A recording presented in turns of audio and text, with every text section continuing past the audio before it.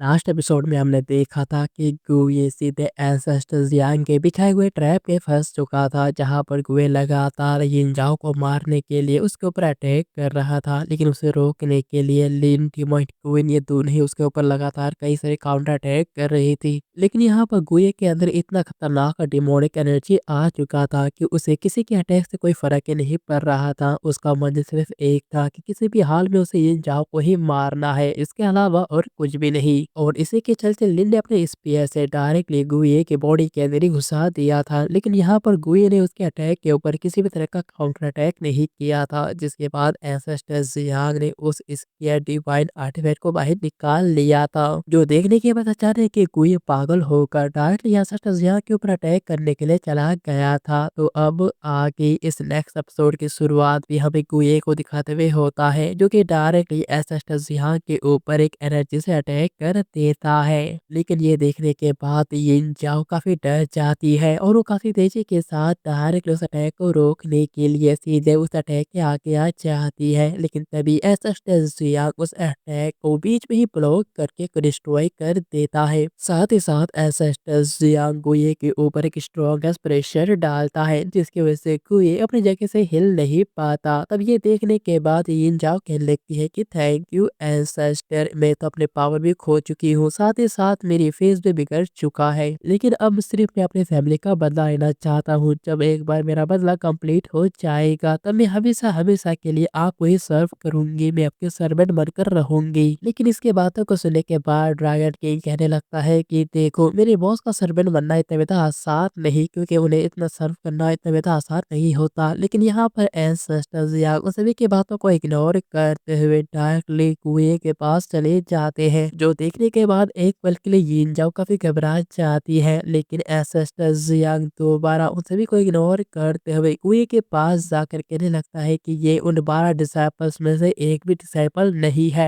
लेकिन तभी अचानक कुएं की आंखें काफी तेज दार चमक के साथ एंसेस्टर्स यांग को देखता है। और इतना देखने के बाद अचानक ही एंसेस्टर्स यांग टाइक के पास्ट के लाइफ यानी कि गुए के पास्ट के लाइफ में पहुंच जाते हैं, जहां पर एंसेस्टर्स यांग देखते हैं कि गुए के साथ साथ उसके कई सारे डिसाइपल्स को भी बांध कर रखा गया है। यहाँ पर एक आदमी ने उन्हें एक काल कोठरी में बांध कर रखा है। तभी एक डिसाइपल जो कि भागने की कोशिश कर रहा था, लेकिन जंजीरों से बंधे होने के कारण वो कुछ नहीं कर पाता और एक एनर्जी ब्लास्ट के साथ मारा जाता है। इसी के साथ ही हमें यहाँ पर पता चलता है कि डिसाइपल्स कोई और नहीं बल्कि एंशिएंट या अलर्सेट के ही डिसाइपल्स है। और यहाँ पर एक एक करके वो बंदा सारे के सारे डिसाइपल्स को मार डालता है। यहाँ पर सिर्फ अकेला गुए ही बचता है। लेकिन यहाँ पर गुए अपने लिटिल जूनियर सिस्टर और लिटिल ब्रदर्स को इस तरह से मरता हुआ देखकर एकदम पागल हो जाता है। वो इस बात को एक्सेप्ट नहीं कर पाता कि उसके सारे दोस्त इस तरह से मारे जा रहे हैं, और इसी की वजह से उसका दिमाग की हालत बिगड़ने लगता है। जहाँ पर उसे अपने ही लिटिल जूनियर्स और लिटिल सिस्टर्स ऐसे वो दिखाई देते हैं जैसे कि वो चिंता है, जैसे कि वो सभी उसे कह रहे होते हैं कि सीनियर ब्रदर प्लीज हम सभी को यहाँ से निकाल कर ले जाइए, हम मरना नहीं चाहते। और हम देखते हैं कि कैसे अब एक किलिंग एंड सीधे कुएं के बॉडी के अंदर एंटर होता है, और इसी की वजह से उसका किलिंग इंटेंस काफी ज्यादा बढ़ चुका था। और इसकी वजह से ही वो उस जिंजाओ और इमॉर्टल स्पिरिट प्लेस को जान से मारना चाहता था। अब यहाँ पर ये सारे के सारे चीजें एंसेस्टर जियांग बहुत ही गौर तरीके से देख रही थी। लेकिन तभी अचानक एंसेस्टर जियांग गुए के पेट के ऊपर हाथ रखते हुए उसके अंदर से उसके डिमोनिक एनर्जी को निकाल डालता है। और इतना करते ही असल दुनिया में भी एंसेस्टर जियांग ने बिल्कुल ऐसा ही किया था, जिसकी वजह से अब गुए के अंदर से जो डिमोनिक एनर्जी से वो निकल चुका था और वो गोल्डन एनर्जी की तरह बारिश की तरफ नीचे आ रहे होते हैं। लेकिन जैसे वो सारे के सारे छोटे छोटे गोल्डन एनर्जी बाकी सभी के बॉडी के अंदर एंटर होता है, उन सभी को ये बात पता चल जाता है कि आखिरकार ये जो टियालन सेट का डिसाइपल है उसने कितना ज्यादा दुख सहा है। असल में ये सब कुछ इमॉर्टल स्पिरिट प्लेस नहीं किया था, जिसकी वजह से इसे काफी दुख सहना पड़ा था। लेकिन इसी के दौरान अचानक गुए के बॉडी के अंदर से उसका डिमोनिक एनर्जी दोबारा काफी तेजी के साथ एक्टिवेट हो जाता है।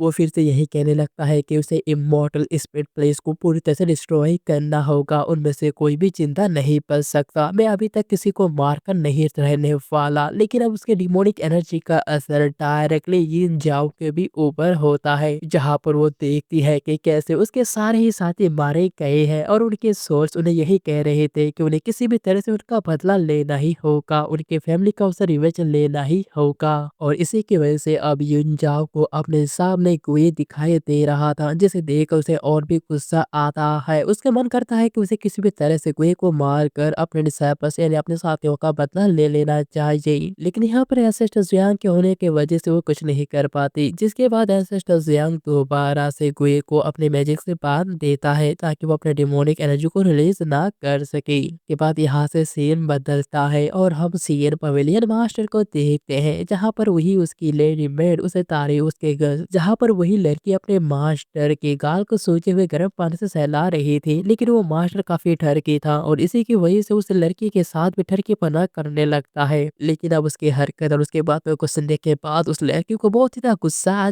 जाता है और वो डायरेक्टली अपने मास्टर को एक जोरदार थप्पड़ मार कर वहाँ के सारे टॉयज को इकट्ठा करने लग जाती है। हालांकि ये देखने के बाद पवेलियन मास्टर काफी गुस्सा होकर कहने लगता है कि ये तुम क्या कर रही हो, तुम्हें नहीं पता कि मैं कौन हूँ? अगर तुमने ऐसा कुछ किया तो मैं तुम्हारा इस पूरे दुनिया में ही जीना मुश्किल कर दूंगा। लेकिन यहाँ पर वो लड़की कहने लगती है कि मैं तो सिर्फ अपने काम के पैसे ले रही हूँ और इसके अलावा मैं तुम्हारे जैसे मास्टर के साथ बिल्कुल भी रहना नहीं चाहती। इतना कहने के बाद वो अपने सारे हिस्से के सामान वापस ले लेती है, जिसके बाद यहाँ से सीन कट होकर हमें यूं जाओ को दिखाते हुए होता है, जो कि ऐसा जियांग को कहने लगती है कि अब मुझे समझ में आया कि आखिरकार गुए क्यों ही मेरे इमोर्टल स्पिरिट प्लेस के पीछे पड़ा हुआ है। असल में इमोर्टल स्पिरिट प्लेस नहीं, एंसेंट यानो सेट के डिसाइपल्स को मारा है, जिसकी वजह से वो काफी गुस्सा है। लेकिन एंसेस्टर मैं चाहती हूँ कि हमारे इमोर्टल स्पिरिट प्लेस और एंसेंट यालन पेज जो कुछ भी हुआ था उसे बुलाकर एक नई शुरुआत कर सके और मैं मदद करना चाहती हूँ ताकि आप एंसेंट डिसाइपल्स को और भी ढूंढ सके।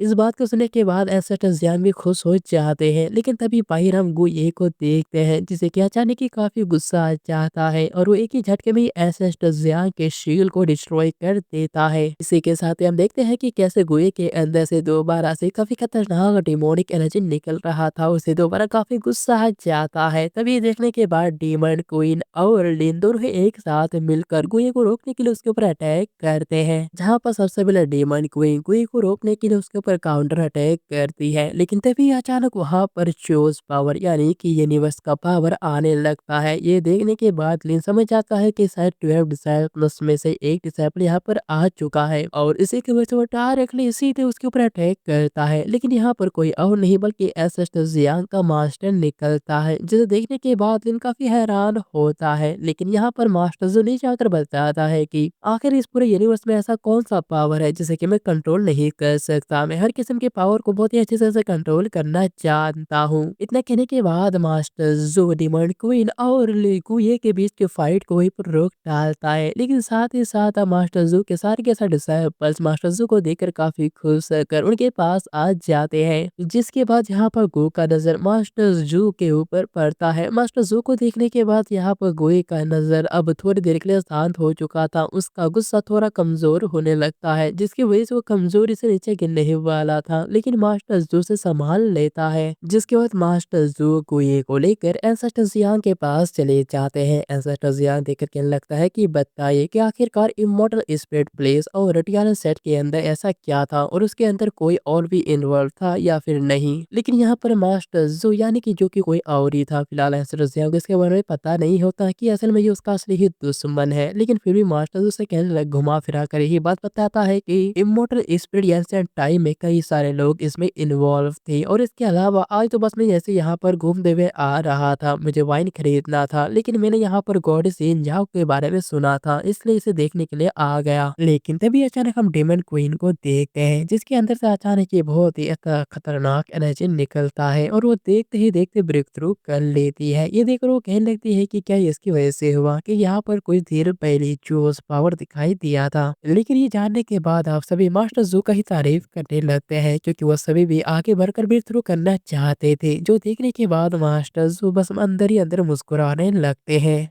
लेकिन कुछ ही देर में हम देखते हैं कि वहां पर वही लड़की आ जाती है, जो कि एंसेस्टर जियांग को कहने लगती है कि मेरे पास एक क्लू है जिससे कि आप स्कैन आर्टिफैक्ट को ढूँढ सकती हो, लेकिन उसके बदले आपको मुझे आपके सेट में शामिल करना होगा। और दोस्तों इसी के साथ एपिसोड भी यहीं पर एंड होता है। मुझे पता है कि एपिसोड थोड़ा छोटा है, लेकिन मैंने बहुत से बेकार चीज़ों को पहले ही काट दिया है, जो कि आपके लिए किसी काम का नहीं था।